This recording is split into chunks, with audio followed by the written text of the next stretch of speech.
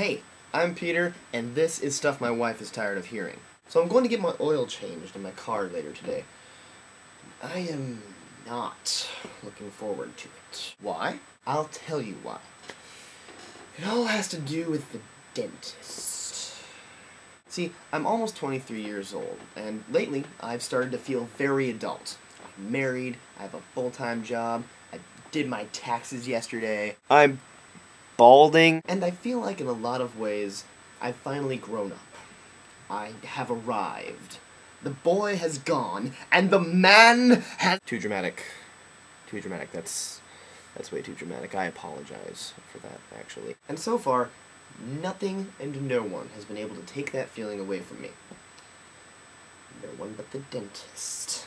Because I get in that chair, and I know something awful is about to happen. And it's not the cleaning itself, you know, and that I can handle. And it's not the x-rays, it's not that weird spinny polisher thing. I mean, it's not even that unholy hybrid between a miniature super soaker and a pirate's hook that they use to, you know, scrape your teeth down to, like, the width of a piece of paper while simultaneously drowning you slowly, like their own more painful version of waterboarding as they ask you questions about how school's going, even though they know darn well you graduated.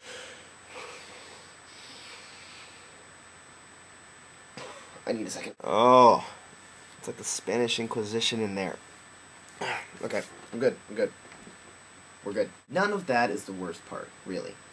No, the worst part is a simple 7-word question that he always asks, but I'm never ready for. So, how often have you been flossing?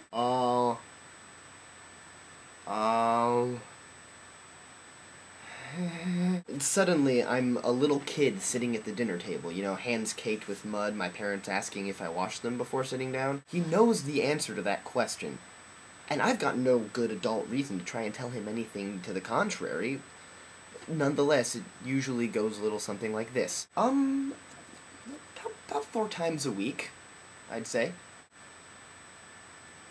Well, okay, probably actually once a week, month. Yeah, not since the last time I saw you. And then the lecture starts. You could get gum disease. There's a lot of places toothbrushes can't reach. And it's not like he has that angry parental tone that kind of makes you feel bad, but he's got that concerned, because I care parental tone that just somehow makes you feel just a million times worse. Last time I almost buried my face in his chest and cried, hoping we could just forget about this and we could go out to McDonald's and he could buy me ice cream, which of course is stupid, I know. Dentists hate ice cream. And then I go home with a heavy conscience and an even heavier fluoride taste in my mouth and promptly forget the whole thing the next day. Floss is for the weak. So what does any of this have to do with me getting my oil changed? To be honest, I was hoping you'd forgotten about that so that we could just end it here and make this a dentist video. Guess not. Because that's the exact same feeling I get whenever I get my oil changed. I mean, first of all, my car looks like this. Behold, in all its magnificent powder blue, kind of rusty on the bottom glory. What? So you know it's used, it's got a couple of mild leaks here and there, it's got a lot of miles on it, the turn signals don't work, and sometimes when I come to a stop at an intersection it just kind of turns off. But it can haul stuff, and it gets me where I need to go. And besides that, I just never had the money to take it in and get all the little stuff fixed, or the time and resources to do so myself. And, you know, honestly I don't feel that bad about it, because the fact that I got it off Craigslist and it's still running is essentially a miracle anyway, so I feel pretty good about my car.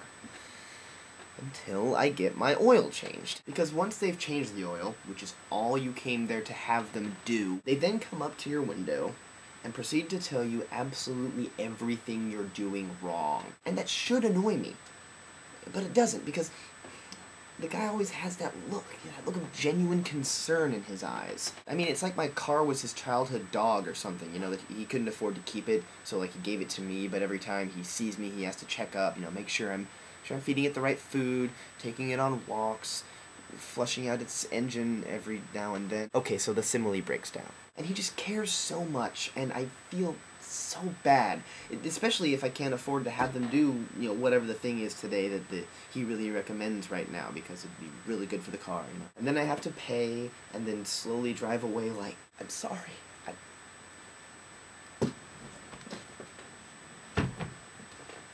And I imagine him standing there, watching me leave, a single tear running down his grease-stained face. And much like the dentist, I forget about it the next day. That's all for today.